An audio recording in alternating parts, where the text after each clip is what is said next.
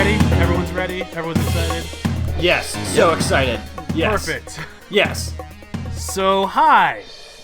Welcome to Venture Bros, a Venture Brothers podcast brought to you by After the Hype. As for some reason, if you missed last week and you're just tuning in this week, I want to celebrate with you in our new stream. Yay! It's so new and cozy, It and it feels like a part of you. It is. It took me a second to realize what you're doing there.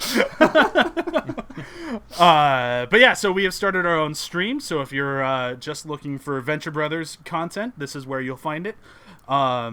If you are just listening to us through the After the Hype stream, after this episode, we will no longer show up here. So you have to go find us in our other Venture Brothers stream. So I'm sorry that you have to subscribe to yet another podcast for them to pile up in your phone and not be listened to. But this one, you'll listen to, because it's about Venture Brothers. Yeah. Right? Much better. Much better. It's way better than any of those true crime podcasts that you have on there, because I know you have them on there. That are just sitting there that you really don't want to listen to, because they're really fucking depressing. Oh, you sheeple, you. I'll get done insulting the audience now. Yep. Go get some avocado toast. Okay, so I am your host, as always, Bryan Dressel. With me, as always, is Graham, the man no longer with a plan, Mason. Hello. Yeah, no plan. No plan for me. Nicholas freed the man, Mason. You guys got married last week, if you didn't know. We did. Yeah, it was a wonderful ceremony. I Our wives are very upset. Well, this is what you get for asking me to become an ordained minister to marry you in the first place. Now I can just marry you to whoever I want. It will continue happening. You'll get your marriage certificate in the mail soon. He is, again, visiting with his wife in Canada, so he is not able to be here. But we do have our researcher supreme, Brok Holliday, here. Hi, Brok. How are you? Hey, guys. How's it going? Oh, it's going. Researcher Supreme. Good. Is that not a good title? I mean, if we were ordering from Taco Bell, yes, that's fine. What about Viceroy of Research? I like that. Fudge. Yeah, all right. Yeah, I'm not sure which one I like better. I'm going to go with Researcher Supreme.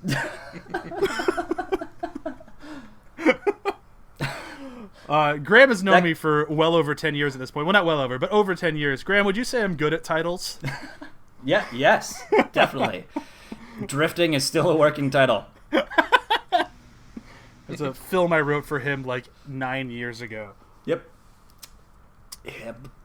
Good old working titles. All right. So speaking of titles, the title of this week, that's a segue for you, Ghost of Sargasso, or of the Sargasso. This is Venture Brothers episode 6. If you're going off the Hulu order, if you're going off the DVD order, it's not episode 6. And that's what we are going off of. Although this one, and tell me if you disagree with me, this one you could play virtually anywhere. No, I think that's pretty accurate. Yeah? Yeah. Brok? Yeah, I think it stands alone pretty well. It's definitely one of my favorites that I would recommend to somebody, to season one who's never seen the show before. Yeah, this would be a good one if you've never seen an episode. Just kind of like Tag Still You're It. It'd be a good one of just like, oh, you want to get the flavor of the show? Check out this one episode. You don't really need to know anything before it or after it, but if you like this one, you probably could go throughout the rest of it. Yeah, I mean, you could, really pluck this one out of anywhere and play it. I feel like, many of the other ones, even Tag Still You're It, has more world building in it, but this one is just kind of like, just for fun. Though it does have a lot of David Bowie references in this. Yeah, but that's not important till later, so. A ton. It's almost like they like David Bowie. Huh. You know, I never thought about it like that. I know, just mind explosion, right? Interesting. Huh. I wasn't bright enough to get all the David Bowie love until he came into the second season. I'm not a smart man. So glad you're doing our research. Before we go too far into it, though, Brok, do you want to handle this week again? Tell everyone what happens in this episode? All right. Can I only go up from here? So Somewhere over the Bermuda Triangle, back in 1969, the original Team Venture, including Jonas Venture, Kano, and Colonel Gentleman, are on the X-2 above when Sky Pilot Major Tom flies the TVC-15, an experimental craft, and crashes it into the ocean. And flashback to present day when Dr. Venture is trying to salvage one of his father's last experimental jets. He digs up more than anyone expected, and it's up to Hank, Dean, and Brok to deal with the pirates who overrun their boat. And that comes from the Team Venture wiki. Okay. Nice. So quick round of quick takes. How do you guys feel about this one? Where does it stand in the season for you? I like it. It's an entertaining episode. It's got pretty much like any other episode, it's got a bunch of wonderful one-liners. But yeah, I think even as we were talking about it and just introing it, it is kind of just out there, and so it doesn't really feel plugged in as plugged in as any of the other episodes. So that's good. It's definitely a good introduction to the humor of the rest of the show. But I really do like many of the other episodes that have more world building, more ties, and all that stuff. So, though the David Bowie references were pretty incredible, and I didn't really get all of them until basically just this morning when I rewatched it. I'm like, oh wow, it's half of the episode. Oh yeah, it's definitely a great standalone episode. I feel bad. I would say through all the episodes though, first season it's kind of a little bit forgettable. Not a bad way, just because it's so isolated, you kind of forget about it until you're, binging through the DVDs and you've come through it again. You realize how good it actually is. Yeah, I'm kind of in that same boat. Like, it's not my go-to episode virtually ever, but it's one that when it comes on, kind of like how we talked about last week, it's like, oh, when this one's on, I'm not going to fast forward through it. I'm not going to skip it. I really enjoy everything in it. And it could be because I'm a big David Bowie fan, and that's could be why I like it as much as I do. Or it could just be that I love the pirate. Like, the pirate is one of my favorite characters in the entirety of the show, and it's such a great way to meet him. Just like this. Can we get a ride home? Can we get a ride home? You killed Steve, and like it's just this guy who's like. You have the guild, you have like the OSI, you have all these crazy organizations for these people who just have too much money and no hobbies. And then you have ghost pirates, which have nothing to do with anything. And it's just this kind of career that he fell into because his boat got stuck. Like, he's just a man. He's just trying to make it work. And I love that he has no dog in any of these fights. He's just kind of annoyed the whole time, and it's just such a great character, and he just gets better and better the more the show goes on, all the way to the point when he's hooked on Dart, and that's one of my favorite plots ever of just give me the good stuff right in the neck, and it's like, I love the pirate so much. He's better when he gets with Jonas Jr., but as an intro definitely. And it's one of those characters that, Brok, if you've done the research and you can tell me if I'm wrong, it feels like one of those characters where they wrote him, they used him, and it's like, fuck, that was fun. I need to bring him back in any way possible. Right, and I believe they mentioned something like that in the Season 2 commentary when they have the museum opening. I think that's Season 2. They talk about bringing him back. And because it's just one of those characters it's fun to write for. Yeah, it's kind of like when they did Sergeant Hatred. It's one of those things where it's like, man, I have fun writing Sergeant Hatred. I have fun doing his voice. I remember listening to Doc Hammer talk about it. I think it was at a convention. He's like, the main reason he kept coming back was just because we loved doing it. And the pirate kind of feels like that sort of character to me. It's like he very easily could have been a one-off and never seen again. Yeah. But he's such a cool character, they had to bring him back. Yeah. And I think everybody loves doing a pirate voice, so you can't deny that. Other things in this episode that I love how arrogant Rusty is throughout the whole episode. Yeah. Rusty, when he thinks he's doing good, is my favorite Rusty. Like, just like he's recording his own like journal about like, this'll be how I made my millions. Not making his millions, creating a device that can travel through time. That didn't count for shit. He's gonna make his millions finding a spaceship that his dad failed at making. Like, that's his grand plan. He already made something cool. Who cares about that? I'm gonna go find something that doesn't work. Like, how dumb can he be? It's a really subtle kind of light on his dad issues that they go into more in the later seasons too, where it's so much more about trying to eclipse his father than doing anything on his own, which is so crazy, and it gets a lot more graphic in the later seasons. A swinging dick graphic. Yeah. Did not expect that on the DVDs, by the way. That was a shock. Yeah, that was a hell of a view. But there is something about just Rusty in general in this episode. It's great because I love the way Rusty interacts with everyone. Like, the way he interacts with Brok is different than how he interacts with Orpheus, which is different how he interacts with the boys. Like, he's just kind of got a different like temperament depending on who he's talking to. But him by himself is just like the picturesque, self-loathing failure. And it's just so good when he's like, I got this. I got my machine. It can travel through time. I'm going to go find my dad's machine. I'm great. I stepped in the clam. I'm horrible and I'm sad. Yeah, and it's definitely how he sees himself, in his best, worst light. And it's definitely another one of those moments, like, I know the creators talked about this a bunch in the beginning, and then they kind of backstepped it later, like how this is all about failure and how failure is beautiful. And in this is another one of those moments of, failure through success. It's like you said, it's like he created something awesome, so he succeeded there, and then he's failing because he's choosing to use it just like a total idiot. Yeah. Like, and I love this, like, it works so well, it brings somebody back from the dead. Like, it works so well. And that's not at all what he cares about. He just wanted to find the spaceship. I don't even think he's aware of it. He has no idea that he did that.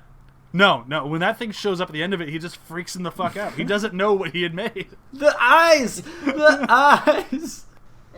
Who are you?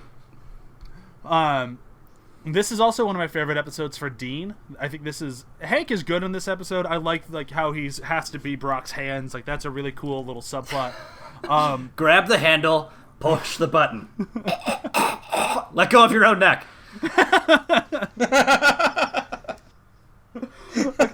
I love Hank, but Hank is like, say Hank bats 1,000. Like, it's rare that Hank is on the screen and I'm not entertained.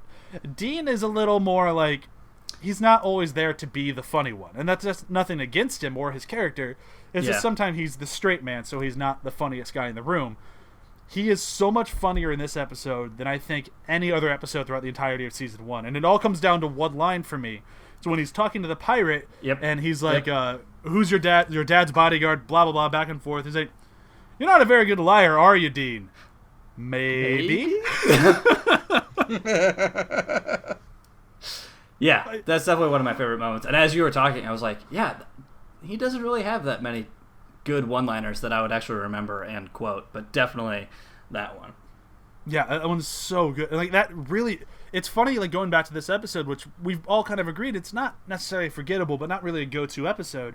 Mm-hmm. And that has cracked my personal vocabulary so much. Just the maybe. And it's one of those ones where I didn't realize where it came from until I watched this. I'm like, oh, yeah. Yeah. That is definitely why I say that as much as I do. It's not as much as in a future episode of What Could Be More Important Than Your Family? Science. That might be the most quoted thing for the show for me. But this one still gets in there a lot, and it's a really great Dean moment of, like, Dean's actually trying, and Dean's usually such a coward. Like, even the last episode we talked about, something slightly frightening happens. He pees his pants and ruins his hover boots. Look, in this episode, Dean's lactating too. Yeah. In this episode, he actually tries to stand his ground, which is like almost out of character for him, but I really kind of appreciate it. Yeah. No, I completely agree. And it's funny because I feel like when he's face to face with anything supernatural, he loses his shit. But for some reason, when it's a ghost pirate with a plastic gun, he's not scared anymore. Yeah. Or even a real ghost pirate thing. It's like, did you hear that? Hear what? You don't think that's going to work on me twice? No, I'm serious. Yeah, no. God, that's... Oh, Major Tom. I love Major Tom. So when Brok was doing research for this, and I'll let him kind of describe it, he came across something that I thought was very interesting about this episode and about Brok Samson's character and smoking. And that became a point in this episode. Brok, do you want to tell people what you found there? Yeah, according to the DVD commentary, Cartoon Network executives complained about Brok's pretty much constant smoking. And in this one, he ultimately does end up smoking, but for almost the entire episode, he doesn't smoke. And I believe he has the line, they offer him a cigarette, and he says he does not, I don't smoke. Which is, now hearing that, I didn't even think that line was weird when I saw the episode. But after reading this, it makes a lot more sense. It's Hank who says I don't smoke. It's not Brok. That's right. Sorry, I got that wrong in the notes. My bad. Because he tells him, like, whatever you do, make sure you don't light up a cigarette because a sniper can see a cherry from, 1,000 yards away. And he's like, I don't smoke. Good. This is a terrible time to start. Yeah. But I thought that's kind of interesting. Like when the show was new, it's been kind of cool finding out, how much Cartoon Network was like, I don't know about this one. Yeah. And, they really tried to shut things down. It's like, you guys are wrong. Yeah. No, we know, and it'll be good this way. So, here it is. Oh, look, weird. It succeeded. It's one of those very great moments of, no, stick to your guns. You know what you're doing. Yeah. And it was almost kind of a double down, too, because, Brok, when he gets captured and is actually held by the pirates, he's asking for a cigarette, and he's like, I will kill for one of those. And then at the end of it, he kills both of them and smokes their cigarette. Well, he wasn't with his butt. He killed them with his butt, which is incredible. The only time I've seen someone murdered by ass was in this episode. Oh my god, I've never watched it with subtitles on before, but my son was taking a nap, and I don't want to wake up a 1-month-old, so I had a little bit quieter, and I had subtitles. Hearing the subtitles of the guy who has his arm stuck in Brok's butt, because it's all just so fast. You say it and it's so loud, but the actual lines are "Ow, my arm is clamped in his ass." Oh, I'm so glad I actually read what he was actually saying there. The line before he puts his hand in his ass, what if he's lying? What if he isn't? What if he isn't? That would be better? Oh, man. Actually, I think that may be one of the lines I've said to my friends a lot. What if they're lying? What if he isn't? It's a very, I like Brok in this episode because it's one of the few times that he's taken out of the picture. It's very rare that Brok is not capable of something, and him actually being tied up until he gets somebody to shove his hand in his ass, he's kind of incapacitated, and he has to have Hank work for him. And I love that, he can convince even Hank. He can get Hank. He's so good at what he does, he can get somebody as stupid as Hank to take out multiple guys. Yeah. That's how good Brok is. Doesn't he ask if he's putting them to sleep? Yeah, will that put him more to sleep? No, that'll kill him.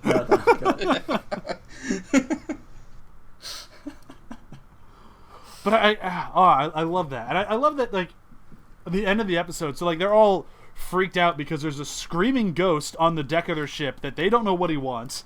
And basically, we'll jump into, the whole original Venture crew after this. But, I don't know what we can do about this thing. He just standing there screaming. When Brok finally gets there, he just punches his head off and throws him in the water. And it's oh, well, we could have done that. And then he grabs the pirate by the throat and starts choking. But for me, like, it's not necessarily my favorite moment. We'll do that later, obviously. But the introduction to the original Venture crew is so great. Like, part of me has always wished that there could be just a one-off season or like a in-between season where you get to see Jonas Venture and the actual Venturer team. Oh, yeah. Like, they're so much fun. And like the Action Man becomes one of my favorite characters, just murdering the shit out of everyone while screaming action. Like, all these characters are just so good. And this is the first time you actually get to meet them. And it's really... It speaks volumes as to why Rusty is the way he is. Like, these are the people that brought him up. And I think that's really kind of cool. I really like how that... You can see how A led to B. Yeah. Like, there was definitely a lot of thought put into it. Like, the opening of the show, the terrible travesty of losing Major Tom. And then Rusty Venture kind of stumbles out, kind of groggy. And then his dad's like, okay, well, we'll have Kano just send you downstairs and give you a warm glass of milk. Yeah. Like, wait, how you're yeah, I mean, kudos, I guess, for being able to balance a terrible situation and not freak out in front of your kid. But holy crap, this is weird. Yeah, like, the reason that Rusty is very scarred, yeah, that makes sense. I get it. And he's just like, as much as I like Jonas Venture, I like him as a character, I don't think he ever understood how terrible of a father he is. No. And it's like, he's as bad as a father as Rusty is a scientist. And, like, and that speaks volumes. And I like, as the show goes on, you find out more and more how bad of a dad he was. But I like that even, like, the first time you really see them together is way back when in the second episode with Careers in Science. But you just kind of got an idea that he was a scientist who went out on big grand adventures and always brought his son with him. And it was like, maybe not the best idea, but not that bad. And then this is the first episode where you really get like, oh, no, he didn't prioritize his son at all. His son was a tag-along. Yeah. His son was just there. Yeah. To basically be made profit of, like, through the Rusty Venture cartoon, like, he profited off his son his whole career until he disappeared or whatever the fuck happened to him. Maybe we'll find out at some point. Maybe it was Kato who killed him, but probably not. But I love seeing the Venture crew with Rusty. And that's at any time. With them, him as a kid or him as an adult, I love just, like, you can tell that Rusty just hates all of them. Yeah. And rightfully so. Yeah. Oh, yeah.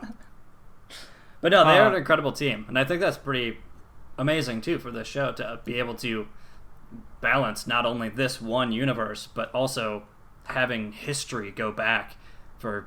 50-something years, and have it still relate and intertwine and keep all of these relationships in order. I mean, it's an amazing feat. It's a great feat, and it's one of those episodes where it's like, I think it's such a good episode because you get all of that in one 22-minute go. Like, you get, like, the history of it, you get the current day, like, there's so much in this one packed episode, and I think that's why in the beginning of this we were saying it'd be a great episode if you haven't seen anything to just like, oh, if you like this, you'll probably like the rest of it. Right. Because it's a really good snapshot of, like, what Venture Brothers can be as far as, like, the protagonist, I'll use the OSI and Guild of Columbus 10 vocabulary, the protagonist lives are like. Because this one has no bad guys in it. Like, there's no evildoers, there's no henchmen, there's ghost pirates, but those guys are more of just there. Product of, like, circumstance. Yeah. Yeah. They robbed a Toys R Us ship. Oh, God, that's so good. What have we not talked about? Like, what else do you guys like in this episode? Colonel Gentleman. Oh, by far, one of my favorite characters in the entire show. And this is his introduction, is this episode. I love Colonel Gentleman. I'm more of an Action Man guy myself, but I do love Colonel Gentleman. Because he's just Sean Connery. Like, he's just an asshole. They didn't have to do a lot of creation for that character. They're just like, oh, Sean Connery's an asshole. Let's put it into this. And it really works. Like, works really well. Yeah, especially later on. Yeah. Oh, man. When they find his dead, not dead body, it's so good. Oh, and I love his boyfriend. Like, Colonel Gentleman's a great character. Mm-hmm. Was there anything else that we've missed, or do we want to move on to the end of this? No, I mean, I just want to reiterate and just mention of like, with the amount of stuff that they are able to pack into these episodes, and it's just that idea that more is more. Like, if it goes over people's heads and they don't get it, it's still entertaining. Yeah. Like, for you, Brok, or for me, like, all the David Bowie references in the beginning, it's like, I didn't, certainly the first, 10 times watching this episode, I got a couple, obviously, the obvious one of Major Tom, but all of the rest of them, basically the whole dialogue of that scene is basically referencing, literally, David Bowie lyrics. Yeah. That went over my head the first few times, but I still love the episode. The episode is still great, it's still funny, it still works. And not knowing that part of it doesn't make it not work, It's one of those things where it's going to be interesting as we go further and further into the show, because obviously, since they're so spaced out, I've seen the first 2 seasons the most. And then I always rewatch before a new season comes out, but that means, like, season 6, I've only watched 1.5 times. So, like, it'll be really kind of interesting going through it again, like, because all of these episodes are so dense, I'm really looking forward to seeing what I've missed. Oh man, going forward, it's really like, and I've seen it all. Like, there's no surprises coming, but I'm still excited, almost as if I haven't seen it before. Yeah, and also I think there's so much stuff that I've definitely forgot a lot of stuff, and so I think by going back through it again, I'm also very excited to be like, what did I miss? What connections did I just not get the first? I definitely got a better appreciation for season 3, which a lot of people kind of say is the worst season, but going back and watching with the DVDs and everything, I think there's a lot more there than people gave it credit for. I've heard that before too, and it always upsets me. I love the hell out of season 3. Yeah. Like, I love the buddy system episode is one of their best written episodes ever, and it's so fucking good. If I could jump to that one and do it next week, I would, but I have to go chronologically. Got a couple episodes in between. Yeah, like a bunch. All right, let's move into favorite moments here. I'm going to go first this week. My favorite moment is, we've talked about it a bunch. It has to be when Major Tom is crashing the ship and just going back and forth with the David Bowie lyrics. Just the first time I caught onto it, I don't think it was the first time I watched this, probably the second time, because I am a Bowie fan. Just as soon as it starts happening, I'm like, oh my god, this is just so genius. Can you hear me, Major Tom? Can you hear me, Major Tom? Like, it's, holy shit. I've got a message. I hope you're happy. I am happy. It's one of those things where it's like, I'm not even laughing. I'm just so impressed. Yeah, and they fit it in. I mean, even Action Man, like, his name, like, everything in there.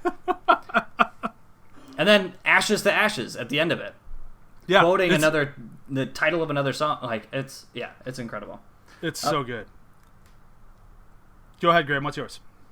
I think we already mentioned it, but yeah, when the ghost pirate is interrogating Dean at the front, he's like talking like, "All right, where's Brok? Where are the keys? Where's this?" Like, he's gonna come back with his bodyguard and guys. You're not a very good liar, are you, Dean? Maybe? Just fucking genius. And guys. And guys. So good. Alright, Brok, last but not least.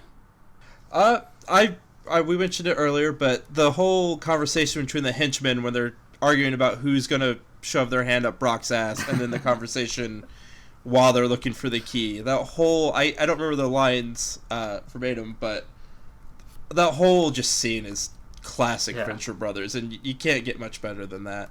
So the whole fight sequence after that is pretty hilarious too. Oh man, I have a question about this episode, real quick. Was at the very end where the ghost and they talk about Action Man banging his wife.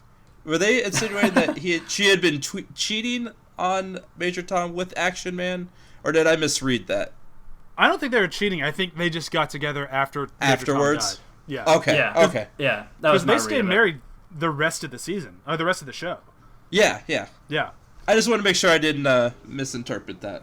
Oh man, we didn't even mention. I have to mention it now. His wife talking to him. All right, Tom, you're dead now. Time to go away. Like so fucking good. Leave the Venture family alone.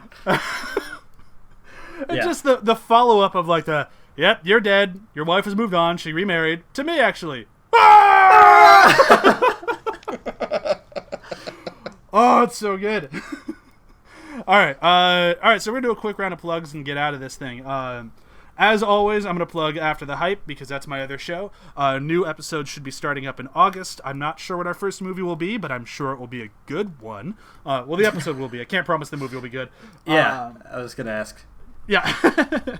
Originally, it was going to be Red Sparrow, and then I tried to watch Red Sparrow and turned that fucking garbage pile of a movie off. Don't watch Red Sparrow. You didn't like that accent? Oh my god, I didn't like any of it. I don't turn off movies. I just do not. And that one I only made it halfway through and turned it off. So it will not be Red Sparrow. Watch another one of her greats. Yeah, like Passengers. Watch that. Or Hunger Games. Or Hunger Games. Jennifer Lawrence, get a new fucking agent. But yeah, so After the Hype, you can find us, athpod.com. That is also the same website where you'll find this show. That, again, is athpod.com. And then starting in August, this might be a little early to announce this because I'm not sure if we'll be ready yet, but we might have 2 new shows starting up as well. I don't want to spoil what they are, but we are planning on having 4 episodes in the ATH network, and or 4 shows, not just episodes. 4 shows. We're deleting all other episodes, and we're just going to have 4. We're really going to put them all on the table. Yeah. Really going for those 4. But yeah, whole 4 shows, and I'm really excited for all of them. So be sure to stay tuned to www.athpod.com for all of that. Brok, anything to plug? Yeah, a buddy of mine has a YouTube channel called Nick Wit, where he just does little 5-minute skits, and I think they're funny. He's a good friend of mine, so I want to plug that for him. How do you spell Nick? N-I-C or N-I-C-K? N-I-C-K. Cool. Graham, how are you plugging these days? Not really anything to plug, but if you guys like my my pirate voice, I actually play a small bit in a animated series called Flagon, Flagon. So you can look that up. It's pretty hilarious. I believe that's still on YouTube, right? I think it's still on YouTube. Yeah, and it's been in the works for a while, but hopefully there will be a season 2 coming up soon. So. Ooh, I actually have a part in season 2 if it happens. Hey, all right. Yeah, unless John goes back on his promise, and then I will take his firstborn. So that'll be okay. That's not true. I could never do it to. She's great. I feel so bad taking his firstborn. She's awesome. I was gonna say, yeah, she's pretty cool. But yeah, so that'd be the only thing. Yeah, it's cool. It's a pretty hilarious show. So yeah, it's a 16-bit web series about RPGs. If you like it at all. John did a phenomenal job writing it, and I highly recommend it. And you can hear Graham's lovely voice on it. Yeah. Yeah. So that's it for this week. Next week, I will look up really quick what the episode is because I instantly forgot because I'm good at my job. Give me 2 seconds here of just highlight and delete time. Is it Ice Station Impossible? I believe so. That does sound right. Let me just make sure. Go for it. Yes. All right, so tune in next week for Ice Station Impossible, and the week after that we'll be doing Are You There, God? It's Me, D. 2 phenomenal episodes, and I'm really, really looking forward to going into all of those. Yeah, so thanks again, everybody, and bye! Bye, guys.